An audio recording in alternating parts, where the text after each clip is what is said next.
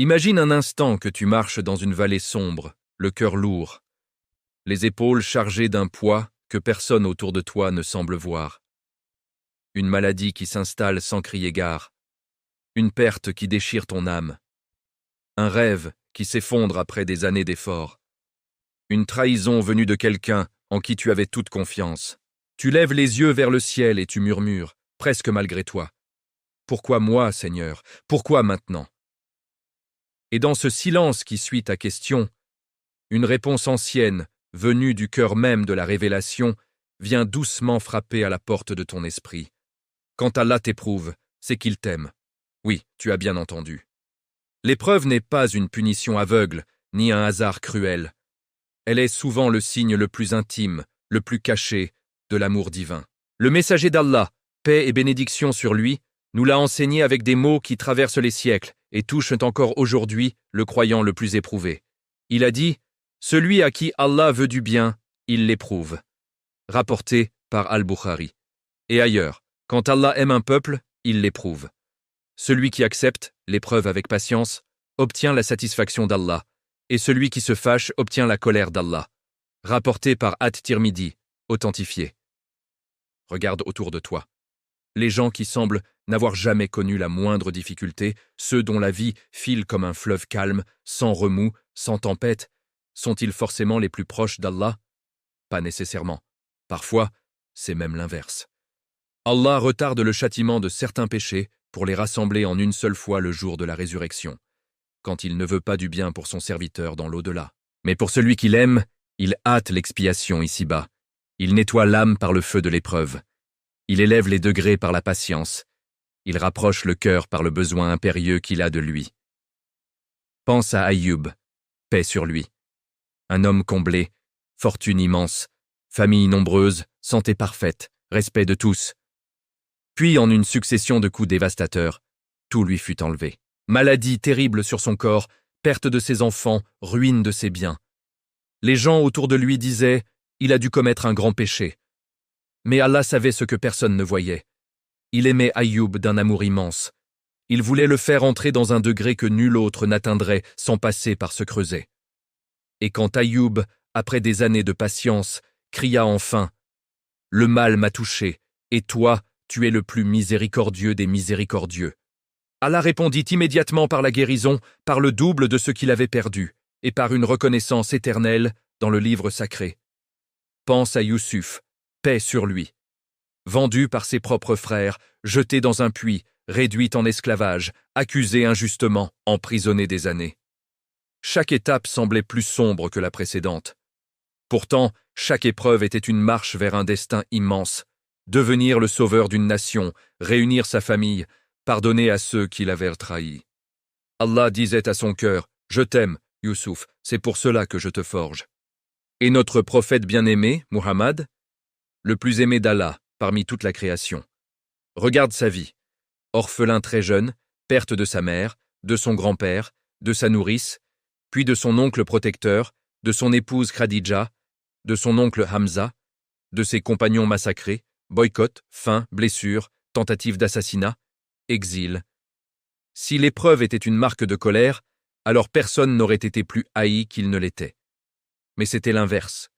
Personne n'était plus aimé. Chaque larme, chaque blessure, chaque nuit de prière dans la solitude augmentait son rang auprès d'Allah, jusqu'à ce qu'il devienne le chef des enfants d'Adam le jour du jugement.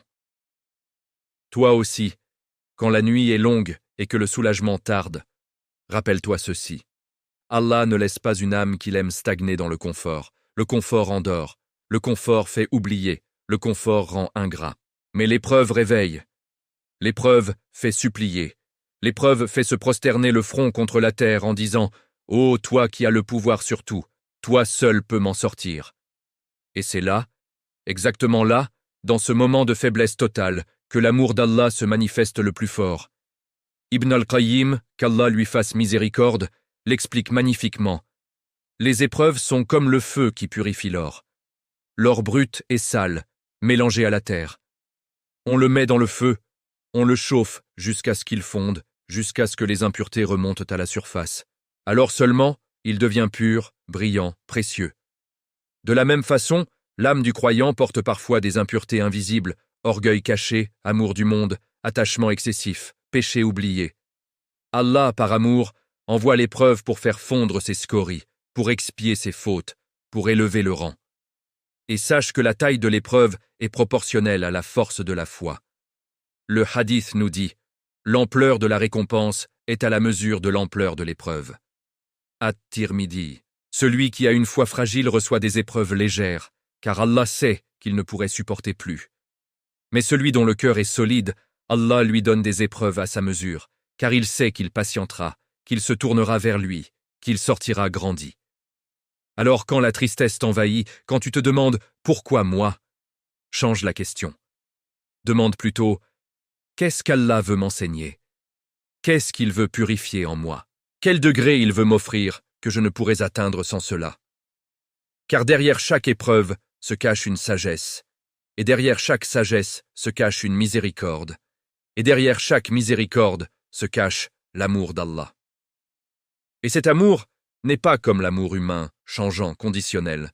C'est un amour éternel, parfait, qui ne veut pour toi que le meilleur, même quand ce meilleur passe par les larmes.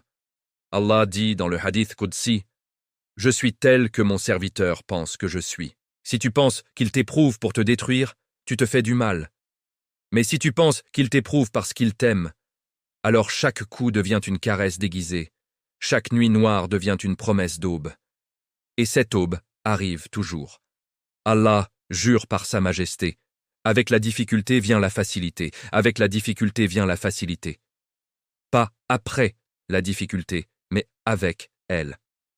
Au cœur même de la tempête, la facilité commence déjà à se frayer un chemin. Patience, donc. Patience belle, intelligente, confiante. Car le croyant patient n'est pas celui qui ne pleure pas, qui ne souffre pas. Non.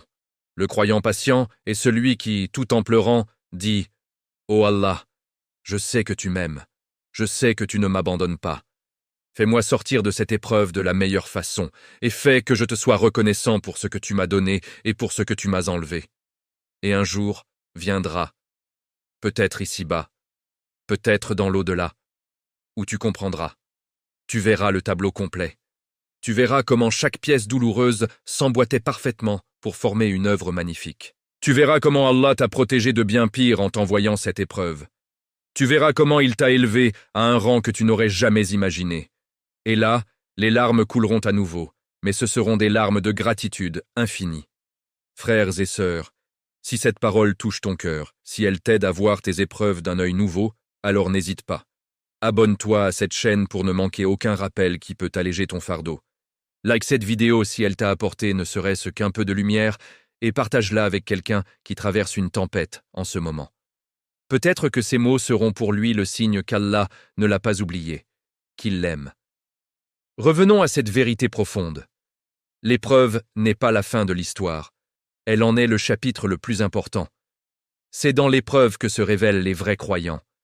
C'est dans l'épreuve que les hypocrites se dévoilent. C'est dans l'épreuve que les cœurs se purifient. C'est dans l'épreuve qu'on apprend à connaître Allah vraiment. Non pas comme un distributeur de cadeaux, mais comme le maître absolu, le miséricordieux, le sage, celui qui connaît ce que nous ne connaissons pas. Regarde les prophètes. Tous, sans exception, ont été éprouvés. Nu pleura pendant des siècles. Ibrahim fut jeté dans le feu. Musa fut poursuivi par Pharaon.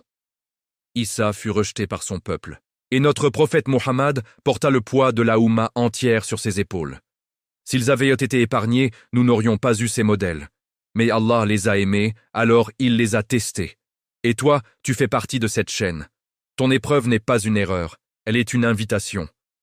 Une invitation à te rapprocher, à te repentir, à augmenter tes invocations, à lire plus de Coran, à sourire à ceux qui te restent, à pardonner à ceux qui t'ont blessé, à dire « Alhamdulillah » même quand c'est dur. Car le vrai bonheur n'est pas l'absence d'épreuve. Le vrai bonheur est la présence d'Allah dans l'épreuve. Quand tu sens qu'il est là, que tu lui parles, que tu lui remettes ton affaire, alors même la douleur devient douce. Elle devient un pont vers lui. Alors la prochaine fois que la vie te frappe, ne baisse pas les bras. Lève plutôt les mains. Dis « Oh Allah, je sais que tu m'aimes. Montre-moi la sagesse de cette épreuve. donne-moi la patience, donne-moi la victoire, et fais que je te rencontre en étant satisfait de toi, et toi satisfait de moi. Et souviens-toi toujours, quand Allah t'éprouve, c'est qu'il t'aime. Si ces mots ont résonné en toi, si tu sens que ce rappel peut aider quelqu'un d'autre à tenir bon, alors fais circuler cette vidéo. Abonne-toi pour recevoir plus de rappels qui fortifient le cœur, mets un like pour montrer que ce message t'a touché, et partage-la avec amour. Peut-être que grâce à toi, une âme en peine se rappellera qu'elle n'est pas abandonnée, qu'Allah l'aime, et que l'épreuve n'est qu'un voile, derrière lequel se cache sa tendresse infinie, qu'à la face de nos épreuves, une cause d'élévation, qu'il nous donne la patience des prophètes, la satisfaction des véridiques, et qu'il nous réunisse tous dans son paradis, là où il n'y aura plus ni peine, ni larmes, ni adieu. Amen.